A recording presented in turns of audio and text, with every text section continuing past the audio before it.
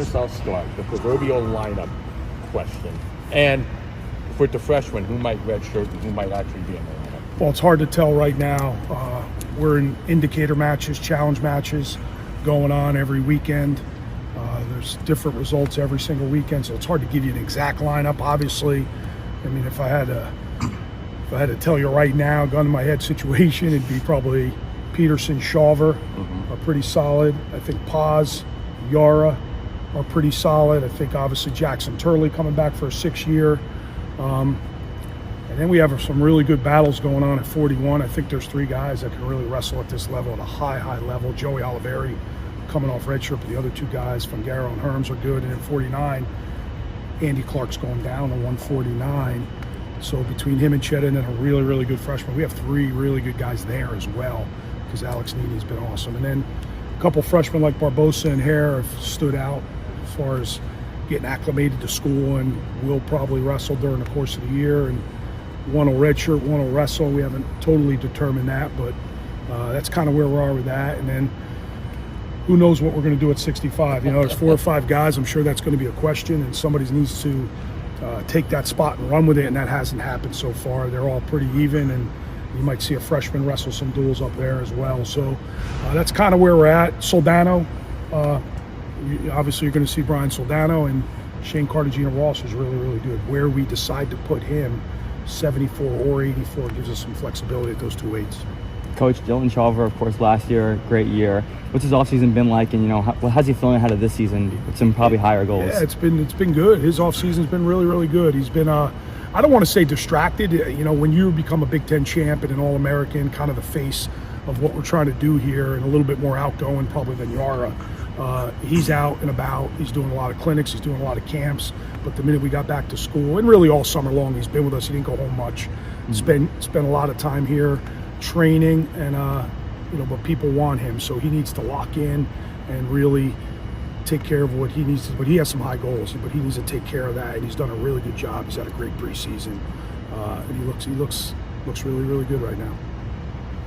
When you look at the schedule, what stands out? What are you looking forward to? Those two big matches in November.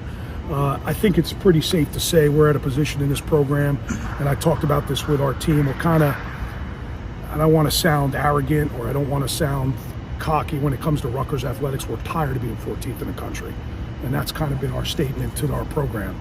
It's enough, right? It's our stadium runs are great, but it's the same thing we've seen for 15 years, 18 years since I've been here. We always have great workouts. We always train really, really hard. What's the next step for us? The next step is to be a top 10 program. That's kind of a goal of ours, and it's, again, I'm not trying to come off as where we should be or where we shouldn't be. I just know the program's tired of, having 2 All-Americans, sending 8 guys to nationals, being ranked 14th in the final poll, finishing in the top 20. So there needs to be another step to what we're trying to do here, and that's kind of been our mainstay, our focus, our talk, without putting too much on it. It's just, but those first 2 matches loom large. It gives us something to train for. 2 great opponents that are always ranked in the top 10 in the country.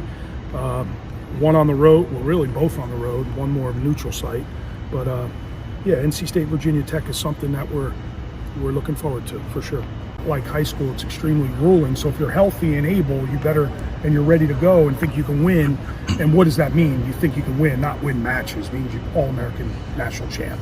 If you believe you can do that and you're the best guy, we're going to send you. If you're not ready to do that, and I think those 5 matches, allowing freshmen to wrestle 5 matches, gives us a really good indication of whether they're ready or not. So I will say these guys coming in are probably the most advanced.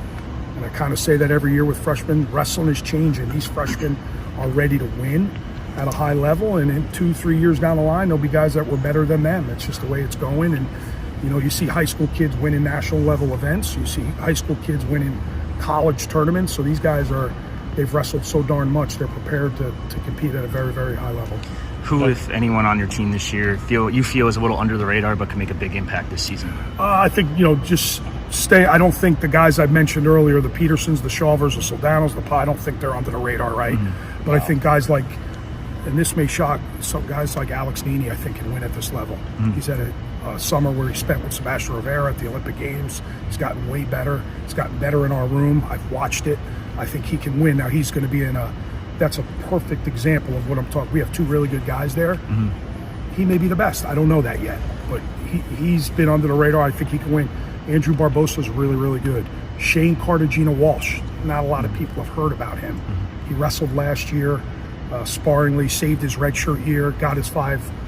He's really good and gotten a lot better. He's somebody that's going to be really good for this program down the line, and it could start this year. He's one of the best guys in the room, so that's kind of what I'm... Is Hare another one of those guys? Yeah, Hare's, I would probably say, if we, again, just sitting with our athletes, talking with our athletes, if I had to make a decision today, which I don't have to, he'll be our guy probably At at 57. 157. So he's that good and can win at a high level. But you got to do it too.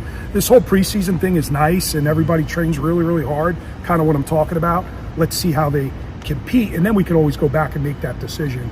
Is he really ready? And again, ready doesn't mean win some dual meets, because as we all know, that's not going to really matter, right? It's matters for me, but it's not really going to matter in the grand scheme of things. So we need to make sure Connor, Andrew, Nini, Blanchett, those guys, Ryan Ford, all those freshmen on that can win at the national tournament. How was Yara improved?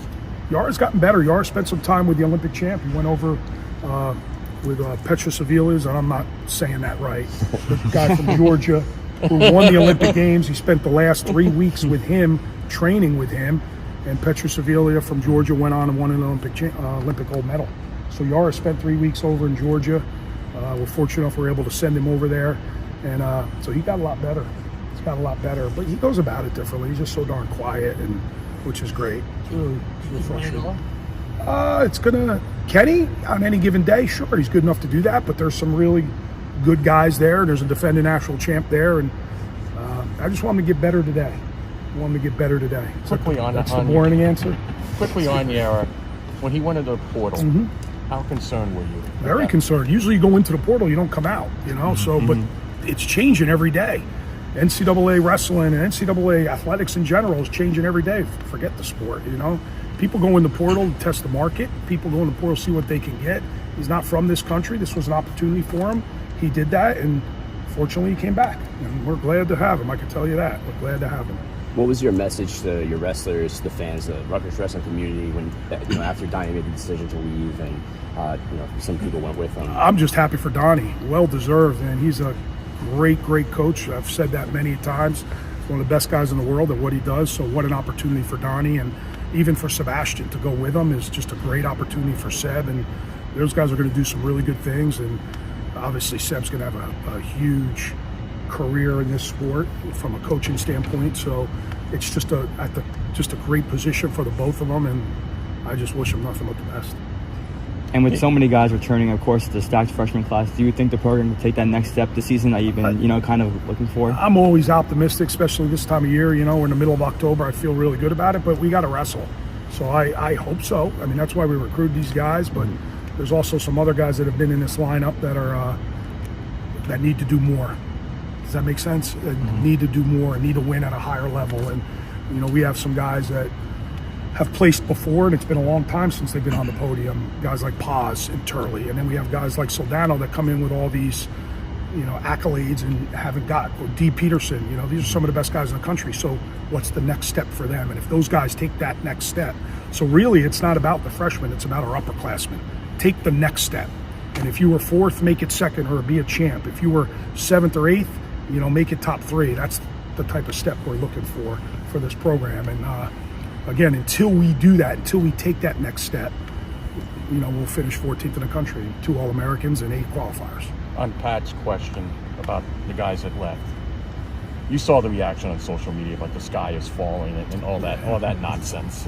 Yeah. What's your reaction to that? I love what we have. We hired one of the young, bright stars in this sport. He's a 5-time All-American, had a pretty good college career. And I can tell you the upper weights aren't, they got a workout partner, which is great. So Rutgers wrestling is fine, and we're moving forward, and we're happy for both parties. And this place is going to be rocking during the winter, and our guys have took to Mike Labriola, and they love him, and he's a great partner, great person, brings so much energy and just fun to be around, and doesn't know any better.